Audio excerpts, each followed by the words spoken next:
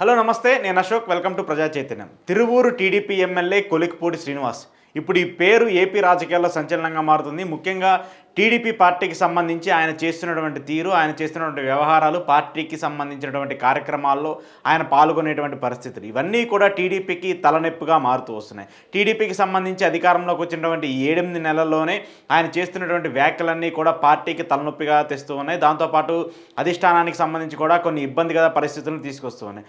గత కొంతకాలంగా పార్టీకి సంబంధించిన అన్ని కార్యక్రమాలు ఏవైతే ఉన్నాయో వాటన్నిటికీ భిన్నంగా కొలికిపూడి ప్రవర్తిస్తున్నారు. వాటన్నిటికీ వ్యతిరేకంగా మాట్లాడుతున్నారు. అయితే ఇటీవల మద్యానికి సంబంధించి కూటమి సర్కార్ కొత్త పాలసీని తీసుకొచ్చింది. దానికి అనుగుణంగా బెల్ట్ షాపులను కూడా తీసుకురావాలని చెప్పేసి ప్రభుత్వం నిర్ణయం తీసుకుంటే ఆయన మాత్రం ఆయన నియోజకవర్గంలో బెల్ట్ షాపులు ఉండకూడదంటూ కూడా ప్రభుత్వానికి సంబంధించిన టీడీపీ నేతలే, అంటే ఆ నియోజకవర్గానికి సంబంధించిన టీడీపీ నేతలే ఎవరైతే బెల్ట్ షాపులు తీసుకున్నారో వాటన్నిటిని రద్దు చేసే విధంగా, వాటన్నిటిని పగలగొట్టే విధంగా కూడా ఆయనే జేసీబీలను తీసుకెళ్లి అక్కడ వాటన్నిటిని ధ్వంసం చేసినటువంటి పరిస్థితులను కూడా మనం చూస్తూ వచ్చాం. దాంతోపాటు ఇసుకకు సంబంధించిన వ్యవహారం మీద చాలా కీలకంగా ఆయన వ్యాఖ్యలు చేస్తూ వచ్చారు. అక్కడ ఉన్నటువంటి టీడీపీ శ్రేణులే ఈ ఇసుకని కబ్జా చేస్తున్నారని చెప్పేసి, ఇసుకకు సంబంధించినటువంటి వాహనాలని వాళ్ళయ్యే అని చెప్పేసి ఆయన కూడా ఆరోపణలు చేస్తూ వచ్చారు.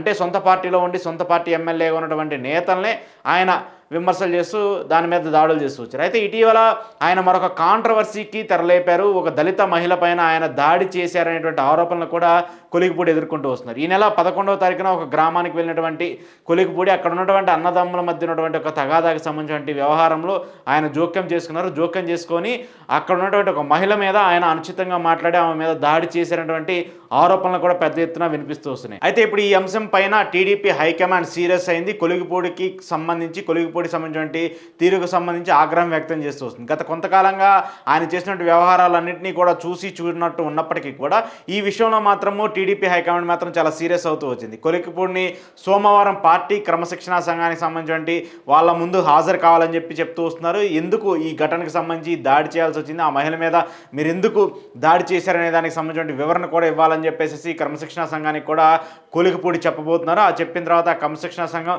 ఏంటి నిజం ఏంటి అబద్ధం అనేది తెలుసుకున్న తర్వాత ఆ ఇన్ఫర్మేషన్ని పార్టీ హైకమాండ్కి కూడా పాస్ చేయనుంది. అంటే పార్టీ హైకమాండ్ అంటే నారా లోకేష్ అలాగే చంద్రబాబు నాయుడు గారు. అయితే ఈ ఇష్యూకి సంబంధించి కొలికిపూడి అధికారంలోకి వచ్చిన తర్వాత, అంటే ఆయన ఎమ్మెల్యేగా గెలిచిన తర్వాత పార్టీలో ఆయన ఉన్నటువంటి భిన్న స్వరంగా ఉన్నటువంటి మాటలు కావచ్చు, లేదంటే పార్టీ మీద ఆయన చేస్తున్నటువంటి వ్యాఖ్యలు కావచ్చు, ఇవన్నీ కూడా పార్టీకి తలనొప్పిగా మారుతూ వస్తున్నాయి. దాంతోపాటు ఆయన వ్యవహార శైలితో ఇతర నేతలు కూడా ఇలానే తయారవుతారనేటువంటి ఒక పరిస్థితి కూడా ఏర్పడుతుంది. ఇక మరోవైపు కొలికిపూడిని వైసీపీకి సంబంధించిన నేతలతో పోలుస్తున్నారు. వైసీపీకి సంబంధించిన నేతలు చెప్తున్నారు కాబట్టి కొలికిపూడి ఈ తరహాలో టీడీపీ ఎమ్మెల్యేగా ఉండి టీడీపీ మీదే ఆరోపణలు చేస్తూ వస్తున్నారంటూ కూడా మాట్లాడుతూ వస్తున్నారు. ఏది ఏమైనప్పటికీ ఈ ఆరోపణలకి వాస్తవాలు నిజాలు ఏంటనేది తెలుసుకోవడం పక్కన పెడితే మాత్రం కొలికిపూడి తీరు మాత్రం ఇప్పుడు టీడీపీ శ్రేణుల్లో పెద్ద చర్చగా మారబోతుంది. కొలికిపూడి చేస్తున్నటువంటి వ్యాఖ్యలకు సంబంధించిన ఈ అంశం కూడా రాజకీయ పరంగా పెద్ద కాంట్రవర్సీని క్రియేట్ చేస్తుంది. అయితే ఈ ఇష్యూ సంబంధించి కొలికిపూడిని సస్పెండ్ చేయాలంటూ కూడా దళిత సంఘాల నేతలందరూ, అలాగే ఆ నియోజకవర్గం సంబంధించిన దళితులందరూ కూడా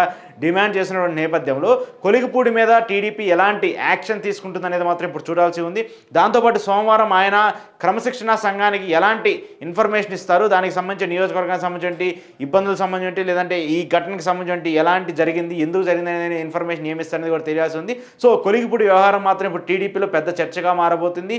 ఆయనకి సంబంధించి ఆయన రాజకీయానికి సంబంధించి ఆయన పార్టీలో ఉంచుతారా లేదంటే సస్పెండ్ చేస్తారా? ఎందుకంటే ఇప్పటికీ ఆయన చాలా భిన్నంగా టీడీపీ పార్టీకి సంబంధించి అక్కడ కార్యక్రమాలకు సంబంధించి కూడా చాలా అగ్రెసివ్గా మాట్లాడుతూ వచ్చారు. కూటమి మీద కూడా ఆరోపణలు చేస్తూ వచ్చారు. కాబట్టి ఆయన మీద టీడీపీ పార్టీ ఎలాంటి చర్యలు తీసుకుంటుంది అనేది మాత్రం చూడాలి. ఎందుకంటే ఇప్పుడు మాత్రం చర్యలు తీసుకోకపోతే మరింతమంది నేతలు, మరింతమంది వ్యక్తులు పార్టీకి సంబంధించి పార్టీ లైన్ని క్రాస్ అయ్యి మాట్లాడే అవకాశాలు ఉంటుంది. కాబట్టి టీడీపీకి సంబంధించిన నేతలు కూడా అలా క్రాస్ అవ్వకుండా ఉండాలంటే మాత్రం టీడీపీకి సంబంధించి అధిష్టానం కొలికిపూడి మీద చర్యలు తీసుకోవాలనేది కూడా డిసైడ్ అవుతుంది. సోమవారం మాత్రం ఈ ఇష్యూకి సంబంధించి ఒక క్లారిటీ అయితే వచ్చే అవకాశం ఉంది. ఆయన పార్టీలో ఉంచుతారా, పార్టీని సస్పెండ్ చేస్తారనేది కూడా తెలియాలి. ఒకవేళ సస్పెండ్ చేస్తే మాత్రం టీడీపీకి సంబంధించి ఇదొక రాజకీయంలో ఒక చరిత్రగా కూడా చెప్పొచ్చు. ఎందుకంటే పార్టీకి సంబంధించిన క్రమశిక్షణ మండలిని ఎవరైతే క్రాస్ చేస్తారో వాళ్ళని ఖచ్చితంగా సస్పెండ్ చేస్తామనేటువంటి ఒక భయాన్ని పార్టీ నేతల్లో, పార్టీ ఎమ్మెల్యేలో టీడీపీ పార్టీ కూడా చెప్పినట్టు అవుతుంది. కాబట్టి కొలికిపూడి మీద తీసుకునేటువంటి శిక్షకు కావచ్చు, లేదంటే కొలికిపూడి మీద సంబంధించినటువంటి ఎలాంటి యాక్షన్స్ తీసుకునే దాని మీద ఇప్పుడు పెద్ద చర్చగా మారుతూ వచ్చింది.